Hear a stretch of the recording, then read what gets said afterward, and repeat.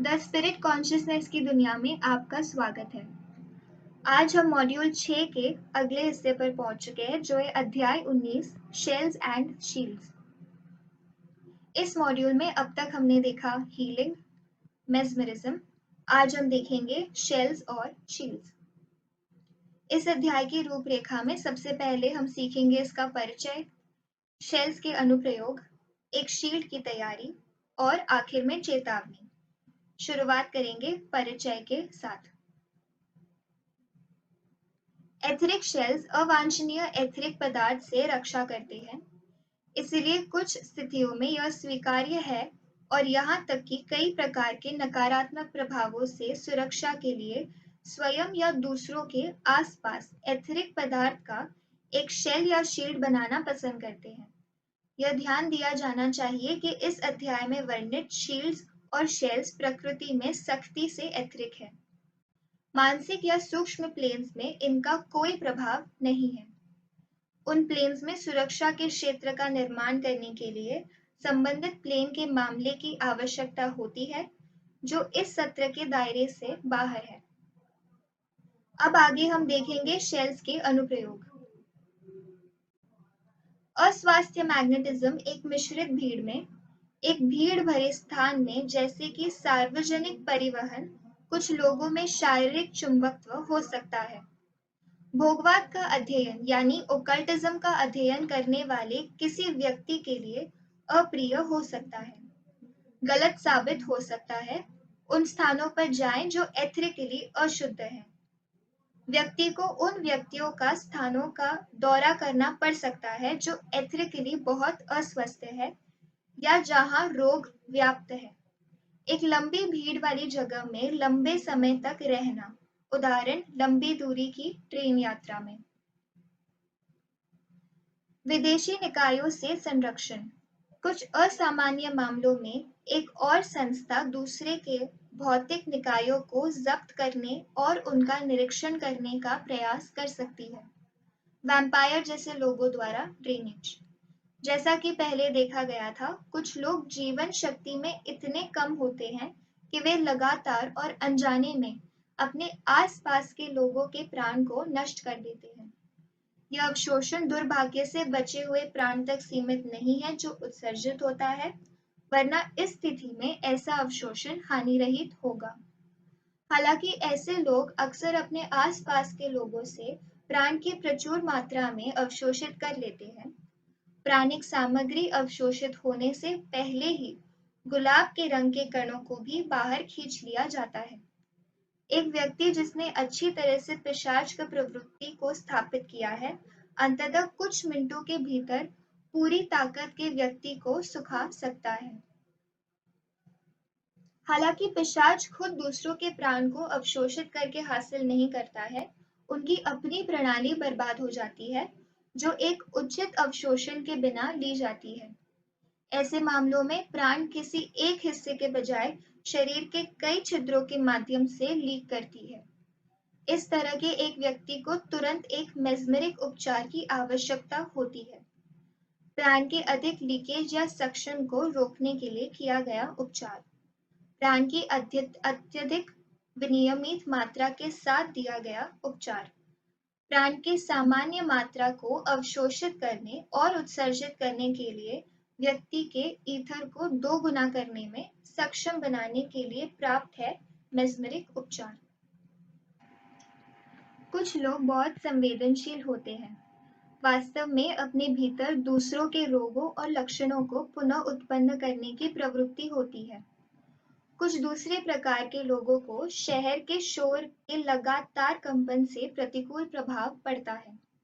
केवल दूसरों के हाथ मिलाने में तकलीफ हो सकती है। ऐसे मामलों में एक अस्थायी एथेरिक शील्ड हाथ को अनैच्छिक एथेरिक पदार्थों के प्रवेश से पूरी तरह से बचा सकता है। आग से बचना। ऐसी विशिष्ट ढालों का उपयोग आग से सुरक्षा के लिए भी किया जा सकता है। हालांकि इस तरह के उपयोग के लिए एक शील्ड बनाने के लिए व्यवहारिक जादू के उच्च ज्ञान की आवश्यकता होती है। एथेरिक शील्ड की सबसे पतली परत को गर्मी और विरोध करने के लिए बनाया जा सकता है और आग चलने वाली समारोह में इस्तेमाल किया जाने वाले हाथों, पैरों और गर्म पत्थरों पर फैलाया जा सकता है। यह अभी भी दुनिया के कुछ हिस्सों में प्रचलित है। नींद के दौरान प्राप्त सूक्ष्म आवेगों यानी एस्ट्रल इम्पल्सेस को बनाए रखने के लिए एथेरिक मस्तिष्क सपनों में एक महत्वपूर्ण भूमिका निभाता है।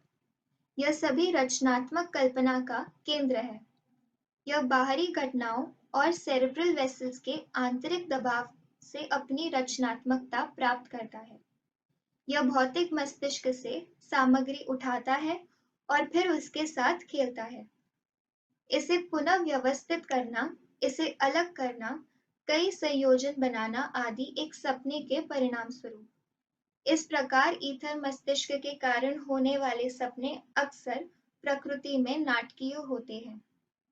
सेल्फ के अनुभव एथेरिक दिमाग के विचारों के साथ मिल जाते हैं और इसीलिए सेल्फ के अनुभव स्पष्टता से समझ नहीं आते हैं।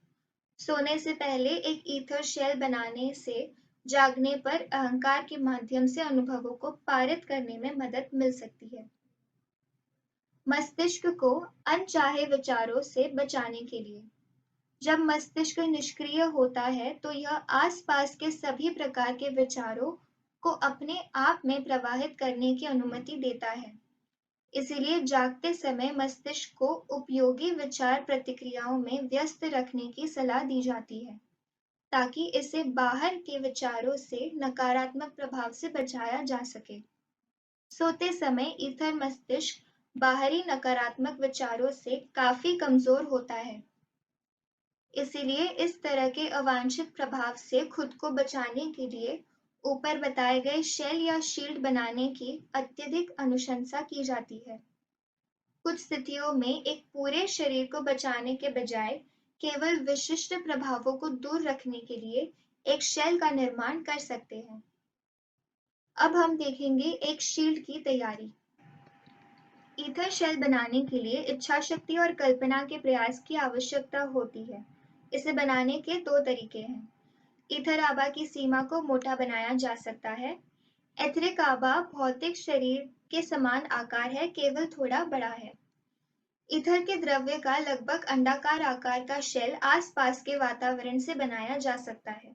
दूसरी विधि अधिक पसंदीदा है लेकिन तुलनात्मक रूप से कठिन भी है, क्योंकि इसमें इच्छा शक्ति के कठोर प्रयासों और एक निश्चित रूप से ज्ञान की आवश्यकता होती है कि शेल से भौतिक पदार्थ कैसे प्रभावित होंगे। अस्थायी स्थानीय शील्ड्स भी संभव स्थानीयकृत प्रवेश से अपने आप को बचाने के लिए इच्छा शक्ति और कल्पना के साथ तैयार किया जा सकता है। अब हम देखेंगे चेतावनी। ऊपर वर्णित सभी प्रकार की स्थिति में अपने आप और प्राण की रक्षा के लिए एक ईथर शेल का उपयोग करना बहुत उचित है। यह जान लें कि ईथर शेल्स बाहरी पदार्थ को प्रवेश करने की अनुमति नहीं देते हैं और कुछ हानिकारक एथेरिक पदार्थों को बाहर निकलने नहीं देते हैं। नींद के दौरान सुरक्षा के लिए एथेरिक शील्ड की स्थापना करते समय यह सुनिश्चित करना चाहिए कि ईथर का शेल ईथर पदार्थ से बना होना चाहिए, न कि सूक्ष्म पदार्थ से। एक बार एक व्यक्ति ने एस्ट्रल पदार्थ से एक शेल बनाया और परिणाम स्वरूप उसका फिजिकल शरीर असुरक्षित रह गया और उसकी चेतना कुछ भी प्राप्त नहीं कर पाई। इस अध्याय में वर्णित शील्ड्स और शेल्स प्रकृति में सख्ती से ईथर हैं। इनका मेंटल और एस्ट्रल प्लेन पर कोई प्रभाव नहीं पड़ता। उन प्लेन्स में सुरक्षा के क्षेत्र का निर्माण करने के लिए संबंधित प्लेन के मैटर की आवश्यकता होती है। अब अगले वीडियो में हम शुरुआत करेंगे मॉड्यूल 7 की, जो है मीडियमशिप और एक्टोप्लाज्म। धन्यवाद।